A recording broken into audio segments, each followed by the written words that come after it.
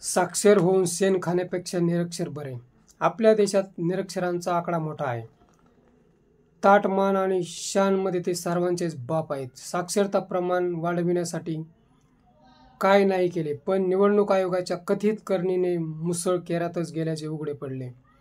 मतदानाचा टक्का वाढावा म्हणून नट-नट्या खेळाडूंना करोडो रुपयांची तालमीतील रेवड्यांप्रमाणेच खेरापत वाटली जाते. मतदानाचा टक्का वाढतो किंवा नाही ते कळत नाही, पण सुशिक्षित निवडणूक आयोग मतदार याद्यांतून मतदारांची नावेच गायब करतो.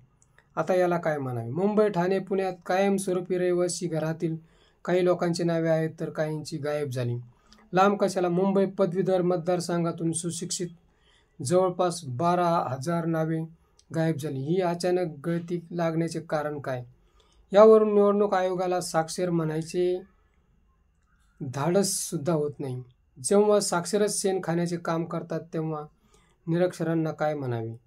भ्रष्टाचाराच्या दलदलीत संपूर्ण साक्षर समाज अडकत चालला असताना निरक्षरांनीच आता का निपटायला हवे?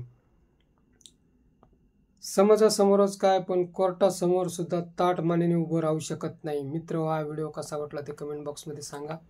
व ॲक्शन मराठी चॅनलला सबस्क्राईब करा.